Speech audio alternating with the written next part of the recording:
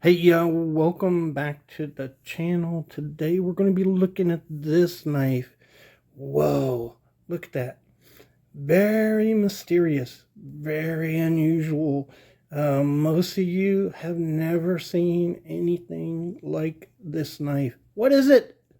I don't know. What is it? What could it be? It has an even stranger blade. Check that blade out. Little tiny blade on this big knife. It's 4 inches long, but what is it? And so today, guys, we're going to be looking at this knife right here and bringing it to light to you. We're going to tell you what this story on this knife right here. If you'd like to hear more about it, go ahead and check out the video. Shocking, isn't it? I thought it might be a book about kitty cats or something like that. Oh yeah, I'm gonna get a kitty cat book. Alrighty, welcome back to the Fortified Castle. I want to say hi to all my viewers. Thank you very much for tuning in. And also I'd like to thank my foreign viewers. Bonjour, privet, guten tag, hola, ciao, and konnichiwa. And so today we're going to be looking at this knife, and the reason is I did a video Sunday on this knife right here. It is a Wharncliffe knife, Wharncliffe design, Wharncliffe blade, Wharncliffe knife. The history on this knife is set in stone. It's factual, it's historical. We know the history on this knife. Okay, so in that video, I showed this knife right here, which is a very strange looking knife. It was to me. That's why I bought this knife. And the reason I did is it has a Wharncliffe blade on it. So I wanted to show, we're showing Wharncliffe blades. And so that's why I showed this knife.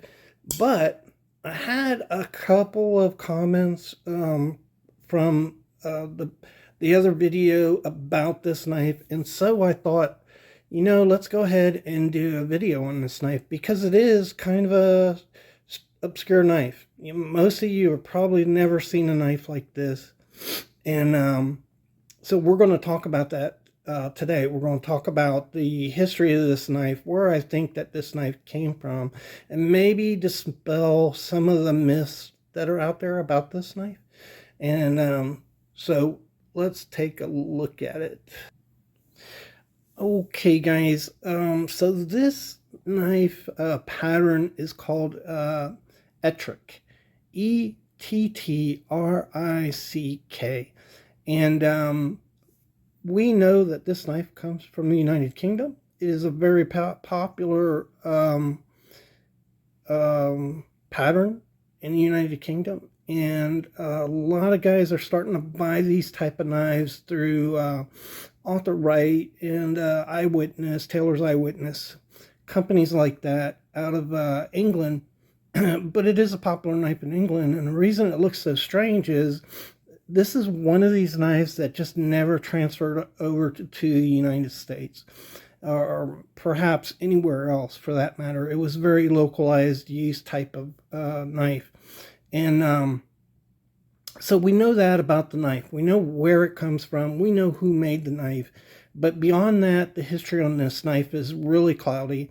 And I've had a couple comments about this knife, so I thought I'd go ahead and delve into the history for you.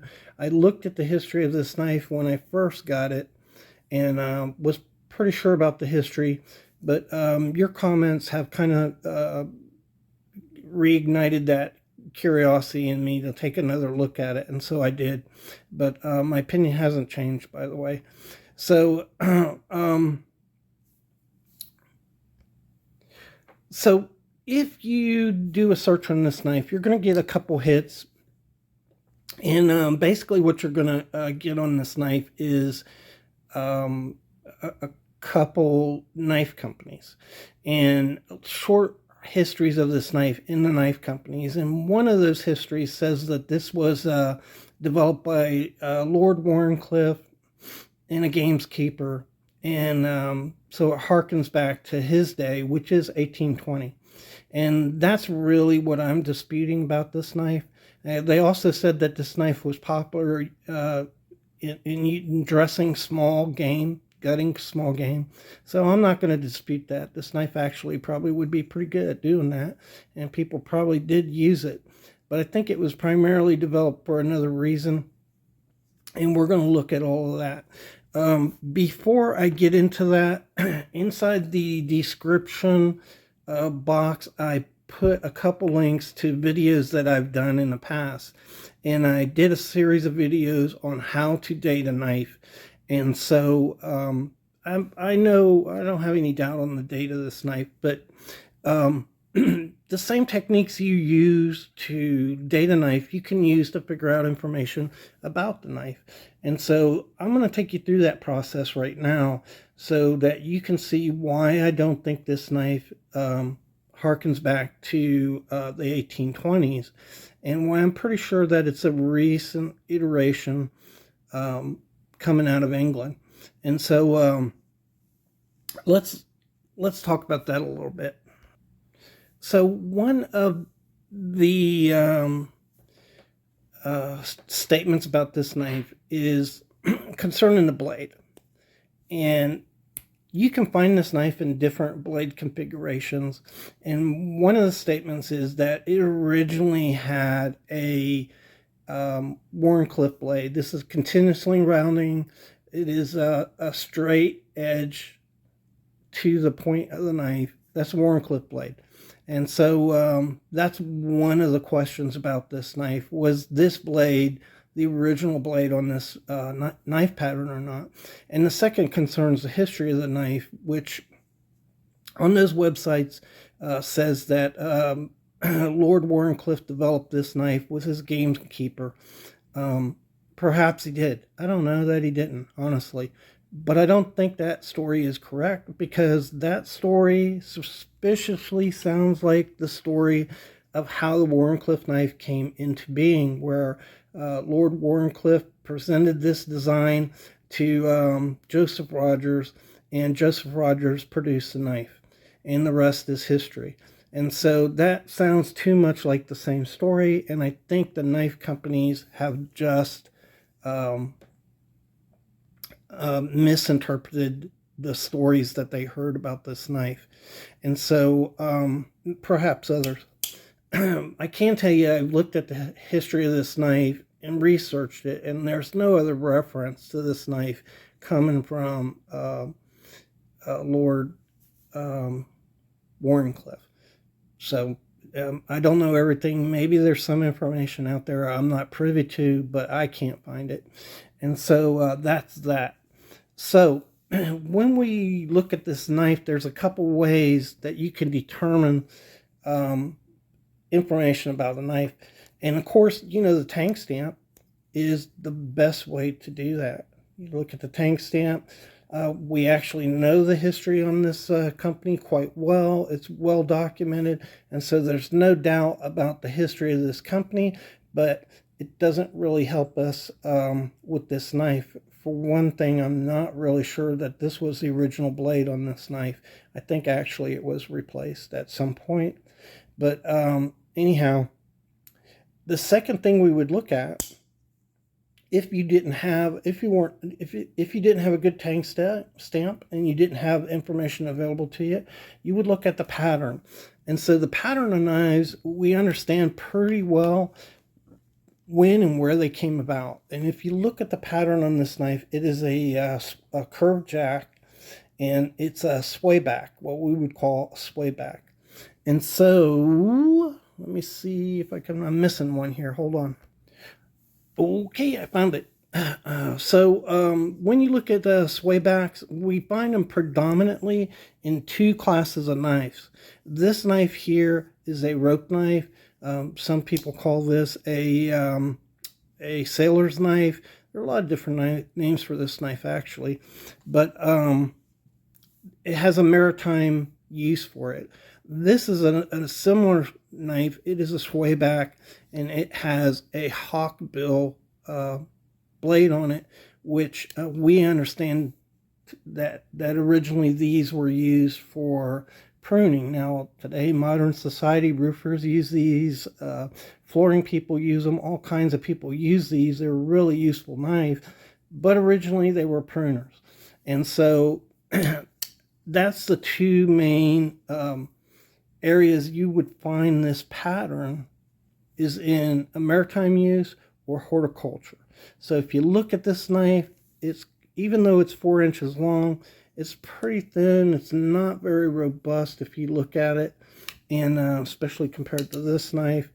And I doubt this had a maritime use for this knife, but definitely could have been used for pruning in horticulture. And so that's really what direction I would go with this knife, is that I think, you know, this is just the type of knife you'd use in your garden to do a little bit of pruning and cleaning up on the shrubs. And so the next thing we want to look at, is how do we find information about knives? Well, the primary way would be off of something like this, okay? A book, a reference material. This book is considered the definitive book on Sheffield cutlery, made by Godfrey Twindle. And so, you know, these type of references give us a lot of information, but they don't tell us everything. And so another way we might find information besides a book is off of advertisements. Here you can see this is a cutler's template right here, that he kept track of patterns that he made. And so we research that and have these materials available, and we can tell a little bit about how things were done. And if you look at this right here, it is an excerpt from the catalog of Lockwood Brothers. And, you know, right away you can see there, right here, you have the Wharncliffe design on this. And here's another one. There's quite a few of them on here. There's one here, one here, one here, and a few other designs on this. This isn't a complete catalog, but this is another way that we find information about these knives. And another thing I want to show you is that here is a Wharncliffe design, and Godfrey Twindle talks about that design, and it's a well-researched and founded design. It was originally serpentine, and you see that there. There's no doubt about that. So, why do I mention that? Well, when you look at these materials, there is no mention of this knife whatsoever. I can't find a mention of this Ettrick knife in any type of reference material. I've got some really good ones. I got this book from London, the London Knife Book, which covers cutlers who were not from Sheffield, who made fantastic knives. You don't find any reference to this knife, either in an advertisement or a catalog excerpt, or from a sketch of a cutler's pattern. And so it's kind of a mystery where this knife came from. And so now I'm going to show you something. Up on your screen on the left-hand side there is an excerpt from a catalog. This catalog is a Thomas Turner catalog from the 1910s, 1910. And clearly you can see in that catalog, we have two knives up at the top, and you can see the name Ettrick, Ettrick, Ettrick. Let's see, I mispronounced it, Ettrick. And so this is the first mention that we see of this knife right here. Now, when you look at a catalog, it's really only a snapshot in time. doesn't mean that this knife wasn't developed before that catalog, prior to 1910. It doesn't tell you that this knife wasn't continuously produced throughout the 20th century after 1910. What we know is it's the earliest mention of this knife, 1910, in a catalog. So when I look at other catalogs in that period of time, circa 1910, I have Westinghouse catalogs, Joseph Rogers catalogs, a few miscellaneous other ones like Humphreys. When you look at those catalogs, there is no mention of this knife right here. None. None. So it makes me believe that this knife doesn't precede 1910. That sometime around the early 1900s, this knife was developed. If you go back into catalogs into the 1880s, for instance, 1870s, there is no indication of this knife right here. And I'm going to show you a picture right now. This is the oldest catalog I have. It's a Mappin Brothers from 1860. And you could see there a knife that kind of looks like this knife right here. Kind of looks like it, but it's not really the same knife. But what you can see is this blade on the knife. This really funky looking kind of half hawkbill blade. And so I want to hone in on that for a minute. This is a regular hawkbill. They were pretty wide. And this is about half the size, 50% of what that is. And it's kind of unique because it has the edge follows the top of the knife to the point. It's a very unique edge. And so in England, these are known as peach pruners. And in this same catalog from Thomas Turner, I'll show you a picture of that right now. You could see it lists peach pruners in there in the catalog. See that? Okay. So when you look at the picture for the Ettrick knife, I'm sorry, I still have a cold. The Ettrick knife, you can see it has one of these pruner blades on it. And so I believe that this knife pattern originally had these type of blades, that it was a type of peach pruner. And if you look at them, they're the same delicate size, same small size of knife that would be useful in light pruning in a garden. And that's what I think they originally came out as. I think this blade actually comes after. I think this was a blade added to these E-Tracks. A lot of the ones you see nowadays have a Wharncliffe blade on them, but I think it's a later rendition of the knife and not the earliest rendition of the knife. And that's from this catalog, which you can clearly see, you know, it had a peach pruner blade on it. So the other thing I noticed about the picture that shows this knife, if you'll look close, at the bottom, the knives at the bottom of the picture. So those knives all tend to look like more like hunting knives rather than pruning knives. So I think the story about this knife coming out as a hunting style knife, a dressing knife used to dress small game, probably is true. And I think that this blade would be better because it points the blade up as you go through and you're cutting the skin away. It points the blade up so that you're not pointing the blade down into piercing some type of organ that may release bacteria that makes your game not worth eating.